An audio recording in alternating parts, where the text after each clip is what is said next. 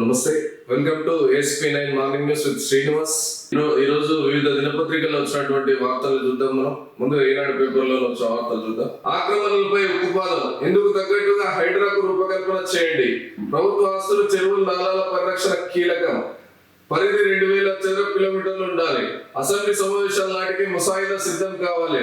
ఉన్నత స్థాయి సమీక్ష సమావేశంలో ముఖ్యమంత్రి రేవంత్ రెడ్డి కానీ చెరువులు కానీ ఏదైతే కబ్జా గురైనా వాటన్నిటిని పునరుద్ధరించాలని ప్రతిసారి ఏ ప్రభుత్వం వచ్చినా ఈ స్టేట్మెంట్ వస్తుంది, కానీ ఎక్కడి కబ్జాలు అక్కడ ఉన్నాయి. ఎవరో ఒకరు వాళ్ళ పార్టీ వాళ్ళు ఉంటారో అక్కడ ఆగిపోతుంది. ఏ పార్టీ అని, ఏ పార్టీ ఆ పార్టీ అని కాదు, ఏ పార్టీ అయినా కానీ తీస్తా అంటారు, అట్లనే ఉంటాయి. అవి ఈనాడు కూడా అది అనడమే తప్పితే ఆచరణకు సిద్ధమైన ఎప్పుడు లేవు. కాంగ్రెస్ లో చేరిన ప్రకాష్ గౌడ్ అదే పాటలు మరో బారాస ఎమ్మెల్యే ఎరకపూడి గాంధీ నేడు అస్తంకోటికి కొనసాగుతున్న చేరికలు కొనగం అని చెప్పేసి వార్త. ప్రభుత్వ మాధ్యమాలే ప్రధాన ఎజెండా, 9 అంశాలపై కీలక సమీక్ష. 16న కలెక్టర్లు, ఎస్పీలతో సీఎం రేవంత్ సమావేశం అని చెప్పేసి ఇంకో వార్త. గుత్తేదారులందరికీ ఒకే లెక్క, మేడిగడ్డ ఇసుక టెండర్లలో అందరూ L1లే. 20% తక్కువకే బిడ్లు దాఖలు చేసిన కాంట్రాక్టర్లు. టన్ను లోడింగ్ అంచనా ఖర్చు ₹97, కానీ ₹72.76 చాలన్నారు అని చెప్పేసి ఒక వార్త. ఇకపై ఏటా జూన్ 25న రాజ్యాంగ హత్యా దినం. ఎమర్జెన్సీపై కేంద్రం గెజెట్ నోటిఫికేషన్. పెద్ద నోట్ల రద్దు ప్రకటించిన నవంబర్ 8న జీవనోపాధి హత్యా దినం. పెద్ద నోట్ల రద్దు ప్రకటించిన నవంబర్ 8న జీవనోపాధి హత్యా దినం అని చెప్పేసి కాంగ్రెస్ ఎదుగుతాడు అని చెప్పేసి ఒక వార్త ఇక్కడ ప్రధానంగా కనబడుతుంది. అంటే ఒకరికొకరు ఎమర్జెన్సీపై కేంద్రం గెజెట్ నోటిఫికేషన్ అని చెప్పేసి, అంటే ఇకపై జూన్ 25న రాజ్యాంగ హత్యా దినం అని చెప్పేసి వీళ్ళు ప్రకటిస్తే, పెద్ద నోట్లు రద్దు ప్రకటించిన నవంబర్ 8 జీవనోపాధి హత్యా దినం అని చెప్పేసి వీళ్ళు ఒక ఎవరికాలు ఎదురుదాడి చేసుకుంటున్నారు. అయితే మొత్తం మీద అయితే జూన్ 25న రాజ్యాంగ హత్యా దినంగా జరుపుకోవాలంటూ కేంద్రం జారీ చేసిన గెజిట్ నోటిఫికేషన్ అని చెప్పేసి ఇక్కడ గెజిట్ నోటిఫికేషన్ ఇక్కడ చూస్తున్నాం. అక్టోబర్ నాటికి కాళేశ్వరంలో నీటి నిల్వ, ఇందుకు అనుగుణంగా పనులు, బ్యారేజ్ల పునరుద్ధరణ చర్యలపై సమీక్షలు నిర్ణయం అని చెప్పేసి ఒక ప్రధానంగా ఒక వార్త చూస్తున్నాం. స్థానిక ఎన్నికల్లో గెలుద్దాం, రాష్ట్రంలో అధికారం సాధిద్దాం. 8 లోక్సభ స్థానాలే గెలుపు అందుకు సంకేతం. గ్యారంటీల అమలుకు పోరాటం. భాజపా విస్తృత స్థాయి కార్యవర్గ సమావేశాల్లో నేతల దిశానిర్దేశం. బారాస మాదిరిగా ఫిరాయింపులను ప్రోత్సహిస్తున్న కాంగ్రెస్ అంటే కిషన్ రెడ్డి చేసిన వ్యాఖ్యలు ఇక్కడ వార్త చూస్తున్నాం. నైని బొగ్గు గనుల తవ్వకానికి సహకరిస్తాం. ఉప ముఖ్యమంత్రి బట్టికి ఒడిశా సీఎం చరణ్ మాజు హామీ అని చెప్పేసి. ఫంక్షన్లు, పార్టీలపై అక్బరి నిఘా, అక్రమ మద్యం నియంత్రణకు ప్రత్యేక బృందాలని చెప్పేసి ఎక్కడైతే ఫంక్షన్లు పార్టీలు నడుస్తున్నాయో అక్కడ వేరే దగ్గర నుంచి కొనుగోలు చేసి, అంటే అక్రమంగా వేరే చోటు నుంచి కొనుగోలు చేసి తీసుకొచ్చి ఆ పార్టీలు నిర్వహిస్తున్నారు. అక్కడ ఎక్సైజ్ కి తక్కువ ఆదాయం వస్తుందని చెప్పేసి దాని మీద నిఘా పెట్టే ప్రయత్నం చేస్తున్నట్టుగా ఈ ఒక వార్త కనబడుతుంది. ఒకే రోజు 2 పరీక్షలు ఉంటే ఒకే చేట రాయవచ్చు. డిఎస్సిపై పాఠశాల విద్యాశాఖ నిర్ణయం. ఒకే రోజు 2 సబ్జెక్టుల పోస్టులకు సంబంధించిన డిఎస్సి పరీక్షలు ఉంటే అలాంటి వారు ఉదయం పరీక్ష రాసిన చోటే రెండో పరీక్షకు హాజరు కావచ్చని పాఠశాల విద్యాశాఖ తెలిపిందంటూ. ఎందుకంటే వచ్చినటువంటి 2 పరీక్షలు ఒకటేమో ఎక్కడో కామారెడ్డిలో పడ్డది, ఒకటేమో హైదరాబాద్ లో పడ్డ పరిస్థితి ఉన్న సందర్భంలో విద్యాశాఖ క్లియర్ గా గైడ్ లైన్స్ ఇచ్చేసింది. ఒకే చోట ఎగ్జామ్ రాయొచ్చు అంటూ ఒక క్లియర్ గైడ్ లైన్స్ ఇక్కడ ఇచ్చేసింది. గవర్నర్ కలిసిన డీజీపీ, నూతనంగా పదవి బాధ్యతలు చేపట్టిన డీజీపీ జితేందర్, శాంతి భద్రతల అదనపు డీజీ మహేష్ భగవత్ శుక్రవారం రాజ్భవన్ లో గవర్నర్ సిపి రాధాకృష్ణన్ మర్యాదపూర్వకంగా కలిసి పుష్పగుచ్చం అందజేశారని చెప్పేసి ఇక్కడ వార్త చూస్తున్నాం. సుస్థిర అభివృద్ధి లక్ష్య సూచిలో 11వ స్థానంలో తెలంగాణ. పోయినసారి కూడా అదే స్థానం నుండి మళ్ళీ అదే స్థానంలో నిలిచిందంటూ వార్త. ఆక్రమణలపై ఉక్కుపాదం అంటూ మరో వార్త. వయస్సు 80, పీజీలు 20, చదువుల్లో రాణిస్తున్న వీరస్వామి అంటూ ఇక్కడ వార్త కనబడుతుంది. ఐటీ రిటర్న్స్ ఉంటే రైతు భరోసా రాదని అపోవద్దు, రాష్ట్ర వ్యవసాయ శాఖ మంత్రి తుమ్మల నాగేశ్వరరావు అంటూ వార్త ఇక్కడ కనబడుతుంది. ఒక రోజులో ఐటీ రిటర్న్స్ ఉంటే ఇవ్వరేమో అని చెప్పేసి అభూత కల్పన చేస్తారు. ఇప్పుడు ఇవన్నీ చిన్న స్టేట్మెంట్ల బదులు ఇవన్నీ ఏమి ఇవ్వకుండా ఒకటేసారి మార్గదర్శకాలు మీరు ప్రజల దగ్గర మీరు సేకరిస్తున్నారు కాబట్టి అన్ని ఒకటేసారి ఇవ్వండి మార్గదర్శకాలు. ఇట్లా సగం ఐటీ రిటర్న్స్ ఉంటే ఇవ్వరు, కార్ ఉంటే ఇస్తారని అనుకోవద్దు, ఐటీ రిటర్న్స్ ఉంటే ఇవ్వనని అనుకోవద్దు అని ఇవన్నీ స్టేట్మెంట్స్ కాకుండా ఒకటేసారి ఒక క్లియర్ స్టేట్మెంట్ ఇస్తే ఎవరికైనా ఈజీ ఉంటుంది. తిరగబడ్డ దొంగలపై పోలీసుల కాల్పులు, తనిఖీ చేస్తుండగా గొడ్డలి రాళ్లతో దాడికి యత్నం, ప్రతిఘటనలో భాగంగా ఏఆర్ కానిస్టేబుల్ 2 రౌండ్ల కాల్పులు, ఓ యువకుడి తొడభాగంలో దూసుకెళ్లిన తూట, నాపల్లి రైల్వే స్టేషన్ వద్ద అర్ధరాత్రి ఘటన అంటూ ఒక వార్త ఇక్కడ చూస్తున్నాం. నిందితుడు దాడికి ఉపయోగించిన గొడ్డలి, పోలీస్ కాల్పులో గాయపడి ఉస్మానియా చికిత్స పొందుతున్న రాజు అని చెప్పేసి ఒక వార్త. సంబంధించి దొంగల పరిస్థితి, దొంగల వ్యవస్థ బీభత్సంగా ఉంది. దొంగల తాకిడి చాలా చోట్లలో దొంగలు విజృంభిస్తున్నటువంటి సంఘటనలే ఎక్కువగా చూస్తున్నాం పేపర్లలో. అవును, వాళ్ళిద్దరు వింబుల్డన్ ఫైనల్ లో జోకోవిచ్, ఆల్కరాస్ సెమీస్ లో మెద్వదేవ్, ముసైటి ఓటమి అని చెప్పేసి ఒక వార్త కనబడుతుంది. జింబాబ్వేతో భారత్ 4వ T20 నేడు సిరీస్ పై గురిపెట్టిన ఇండియా అని చెప్పేసి క్రీడా వార్తలు చూస్తున్నాం. విజయంతో వీడ్కోల్, దిగ్గజ ఫాస్ట్ బౌలర్ జేమ్స్ అండర్సన్ ఘన విజయంతో తన కెరీర్ కు వీడ్కోల్ పలికాడంటూ ఒక వార్త మనం ఇక్కడ చూస్తున్నాం.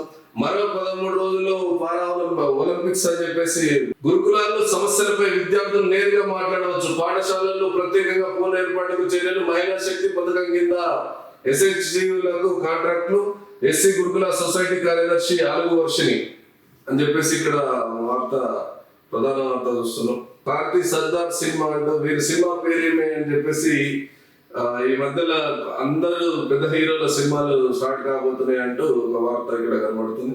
జగన్ పై హత్యాయత్నం కేసు, ఏపీ సిఐడి కస్టడీలో తను చంపేందుకు యత్నించారంటూ రఘురామకృష్ణరాజు ఫిర్యాదు మేరకు ఒక కేసు నమోదైంది. చంపేస్తానని సునీల్ కు వైకాపా ప్రభుత్వ విధానాలను లోపాలను బయట పెడుతూ నాటి ముఖ్యమంత్రి జగన్ పై విమర్శలు చేసేందుకు అప్పట్లో నర్సాపురం ఎంపీగా ఉన్న నాపై 3 ఏళ్ల కిందట సిఐడి అధికారులు జాగ్రత్త కేసు పెట్టారు. నిందితులు వీరే అంటూ ఒకటి ఇక్కడ ఉన్నాయి. పివి సునీల్ కుమార్ సిఐడి విభాగం మాజీ అధిపతి, ఆంజనేయులు నిఘా విభాగం మాజీ అధిపతి, వైఎస్ జగన్మోహన్ రెడ్డి నాటి ముఖ్యమంత్రి, ఆర్ఎన్ విజయపాల్ అదనపు ఎస్పీ సిఐడి, డాక్టర్ ప్రభావతి నాటి గుంటూరు GGH సూపరింటెండెంట్ అని చెప్పి వార్త. కొత్త ప్రభుత్వంలో జగన్ పై తొలి కేసు అంటూ ఒక వార్త ఇక్కడ వస్తాం.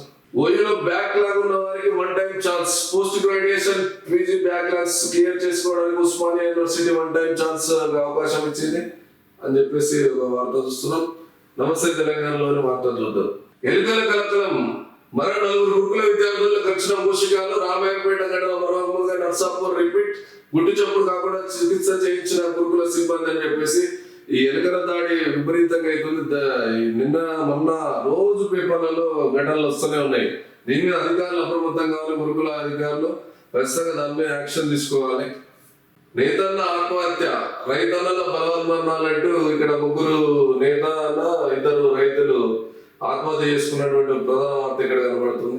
బ్రాహ్మణ సంక్షేమం అగమ్యకు వచ్చాం, బ్రాహ్మణ పరిషత్ ఉన్నట్ట లేనట్ట, కేసీఆర్ హయాంలో ఏటా 100 కోట్లు, ఆ పథకాలను ఇప్పుడు నిలిపివేశారు. పేద కుటుంబాల్లో చీకట్లు నింపొద్దు, ముఖ్యమంత్రి వెంటనే స్పందించాలి, రేవంత్ కు హరీష్ రావు బహిరంగ లేకంటూ ఒక వార్త ఇక్కడ కనబడుతుంది. మైనర్ పై పోలీసుల కాల్పులు, నాపల్లి రైల్వే స్టేషన్ వద్ద అర్ధరాత్రి డెకాయిట్ ఆపరేషన్, బాలుడి తొడపై బుల్లెట్ గాయం, మరొకరు అరెస్ట్ అంటూ వార్త ఇక్కడ కనబడుతుంది. DSC పరేషాన్, తప్పులు తడకగా ఆల్ టికెట్లు తొలపట్టుకుంటున్న అభ్యర్థులు, ఒకే పరీక్ష నిజామాబాద్ లో మరొకటి మేడ్చల్ లో, ఒకే అభ్యర్థికి ఒకే రోజు వేర్వేరు జిల్లాలో పరీక్షలు, 2 పరీక్షా కేంద్రాల మధ్య 150 కిలోమీటర్ల దూరం, గందరగోళంగా నిర్వహణ, అభ్యర్థుల ఆందోళన అంటూ మరో వార్త ఇక్కడ కనబడుతుంది. ప్రధానంగా ఇదే దీని మీద క్లారిటీ ఇచ్చినట్టుగా తెలుస్తుంది. ఎక్కడ ఒకే చోట రాసుకోవచ్చు ఎగ్జామ్ అని చెప్పేసి గవర్నమెంట్ అంటే విద్యాశాఖ ఒక స్టేట్మెంట్ ఇచ్చింది. ఉదయం పరీక్ష ఎక్కడైతే నడుస్తుందో అదే సెంటర్ లో 2వ పరీక్ష కూడా రాసుకోవచ్చు అని చెప్పేసి విద్యాశాఖ ఇచ్చినట్టుగా మనం వార్త చూస్తున్నాం. ఇందాక దావతులో లిక్కర్ పై ఎక్సైజ్ నజర్, NDPL కోసం సరిహద్దులు డ్రైవ్లు, 4 నెలల్లో 302 కేసులు, అక్రమ మద్యం తెస్తే చర్యలు, ఎక్సైజ్ ఎన్ఫోర్స్మెంట్ హెచ్చరిక. మద్యం మత్తు ఖరీదు 3,321 కోట్లు, లిక్కర్ అమ్మకాల రికార్డు దిశగా తెలంగాణ. వాణిజ్య సేల్ ట్యాక్స్ తర్వాత ఆబ్కారీ దేవా, తాజాగా వెల్లడించిన కాగ్ నివేదిక అంటూ ఇక్కడ ఒక వార్త వస్తాం. రాష్ట్రంలో డెంగ్యూ విజృంభణ, 6.5 నెలల్లోనే 1078 కేసులు, గతేడాదితో పోలిస్తే 52% పెరుగుదల. WHO హెచ్చరించిన పట్టణ ప్రభుత్వం దోమల నివారణపై దృష్టి పెట్టని యంత్రాంగం, గ్రామాల్లో పట్టణాల్లో పడకేసిన పారిశుద్ధ్యం అంటూ ఒక వార్త కనబడుతుంది. ప్రభుత్వ దవాఖానలో గోళీలు, BRS వర్కింగ్ ప్రెసిడెంట్ KTR అంటూ ఇక్కడ ఇంకో వార్త వస్తున్నాం. టైప్ రైటింగ్ కు టాటా ఈ ఏడాది పరీక్షల ఆఖరు ఉద్యోగాల భర్తీకి నో. ఇక నుంచి కంప్యూటర్ టైప్ బేస్డ్ ఎగ్జామ్స్ వ్యతిరేకిస్తున్న టైప్ రైటింగ్ ఇన్స్టిట్యూట్ అని చెప్పేసి వార్త చూస్తున్నాం. పాలిటెక్నిక్ లో మరో 8,748 సీట్లు ఖాళీ. ముగిసిన తుది విడత వెబ్ కౌన్సిలింగ్. మొత్తంగా 70.46 సీట్ల భర్తీ. 16 వరకు రిపోర్టింగ్ అవకాశం. 18 నుంచి ఫస్ట్ ఇయర్ క్లాస్ అంటూ ఒక వార్త చూస్తున్నాం. బీఆర్ఎస్ కు ప్రజల రక్షకులు, వారి ఆశీర్వాదంతో అధికారంలోకి వస్తాం. ఎన్నో ఒడిదుడుకులను పార్టీ ఎదుర్కొన్నది. బీఆర్ఎస్ లేకుండా తెలంగాణ వచ్చేదా? స్థానిక సంస్థల ఎన్నికల్లో సత్తా చాటుతాం. శ్రీనివాస్ గౌడ్. టిఆర్ఎస్ నుంచి దొంగలే బయటకు మెతుకు ఆనంద్ అంటూ ఒక వార్త ఇక్కడ చూస్తాం. కాంగ్రెస్ మేనిఫెస్టో పెద్ద బక్వాస్. కాంగ్రెస్ అంటేనే నయవంచక పార్టీ. గ్రూప్ 1 ఉద్యోగాలను అమ్ముకున్నారు. జాబ్ క్యాలెండర్ పై ముఖ్యమంత్రి, డిప్యూటీ సీఎం, మంత్రుల తలో మాట. నిరుద్యోగులతో చిల్లర రాజకీయాలు. బీఆర్ఎస్ నేత ఎర్రలో శ్రీనివాస్ మండిపాటి అని చెప్పేసి ఒక ప్రధాన వార్త చూస్తున్నాం. అసెంబ్లీలో గ్రేటర్ పెరగనున్న అసెంబ్లీ సీట్లు అధికం గ్రేటర్ హైదరాబాద్. పెరగనున్న అసెంబ్లీ సీట్లు అధికం గ్రేటర్ హైదరాబాద్ హెచ్ఎండిఏలోనే. నియోజకవర్గాల పునర్విభజనకు అనుగుణంగానే ముఖ్యమంత్రి రేవంత్ పావులు. ఈ నేపథ్యంలోనే రాజధాని ప్రాంతంపై సీఎం ప్రత్యేక దృష్టి. మూసి సిద్ధరీకరణ, ఓఆర్ఆర్ దాకా జిహెచ్ఎంసీ విస్తరణ, శాటిలైట్ టౌన్షిప్ల నిర్మాణం, మెట్రో లైన్ పొడిగింపు, టీ స్క్వేర్ వంటి పలు అభివృద్ధి పనులపై ముఖ్యమంత్రి దృష్టి. రాజకీయంగాను కాంగ్రెస్ బలోపేతానికి ప్రయత్నాలు. జిహెచ్ఎంసీ పరిధిలో 24 సీట్లు 50కి పెరిగే అవకాశం. రాష్ట్రంలో అసెంబ్లీ స్థానాల సంఖ్య 119 నుంచి 153కు. మొత్తం సీట్లలో గ్రేటర్ హైదరాబాద్ పరిధిలో 3వ వంతు. అధికారాన్ని సాధించడానికి అత్యంత కీలకమైన ప్రాంతం ఇది. ఈ ఏడాది చివరిలో మొదలు కానున్న జనగణన ప్రక్రియ అంటూ వార్త వస్తున్న. కాంగ్రెస్ లోకి ఎమ్మెల్యే ప్రకాష్ గౌడ్ సీఎం సమక్షంలో చేరిన టిఆర్ఎస్ సభ్యుడు. కాంగ్రెస్ లో 8కి పెరిగిన గులాబీ ఎమ్మెల్యే నేటి చేరున్న షేర్లింగంపల్లి ఎమ్మెల్యే అరకేపూడి గాంధీ అని చెప్పేసి ఇంకో వార్త వస్తాం. కలెక్టర్లు కదలాలి, క్షేత్రస్థాయిలో పర్యటించాలి, స్కూల్ ఆసుపత్రులను తనిఖీ చేయాలి, తాగునీరు పారిశుద్ధ్యం పరిశీలించాలి, పెన్షన్ల అమలు సమీక్షించాలి, ప్రజలతో కలిసిపోయి మాట్లాడాలి, అధికారులు పర్యటించేలా చూడాలి. అప్పుడే ప్రభుత్వంపై విశ్వాసం. 5 లోపు టూర్ డైరీ సిఎస్ కు పంపాలి. పనితీరులోనే రివార్డు, పనిష్మెంట్లు స్పష్టం చేసిన సర్కారు ఉత్తర్వులు అని చెప్పేసి కేజ్రీవాల్ కు మధ్యంతర ఈడీ కేసులో మంజూరు చేసిన సుప్రీంకోర్టు. పలు షరతులు. సిబిఐ కేసులో 25 వరకు కస్టడీ అంటూ వార్త చూస్తున్నాం. వైభవంగా అనంత్ అంబానీ, రాధికా మర్చెంట్ వివాహం అంటూ ఒక ప్రధాన వార్త ఇక్కడ చూస్తున్నాం. భరోసాపై దుష్ప్రచారాలు నమ్మొద్దు. రైతు భరోసా అమలు పరంగా సీలింగ్ పై ఐటీ పరిమితి మీద నిర్ణయం తీసుకోలేదు. మంత్రులు తుమ్మల పొంగిలేట్ అని చెప్పేసి ఇక్కడ ఒక వార్త చూస్తున్నాం. తప్పుడు పత్రాలతో ఐఏఎస్ పూజా కేత్కర్ పై తీవ్ర ఆరోపణలు. రుజువైన సర్వీస్ నుంచి అవుట్. జూన్ 25 రాజ్యాంగ అత్యాధీనం. ఎమర్జెన్సీ ప్రకటించిన రోజుపై కేంద్ర సంచలనమే.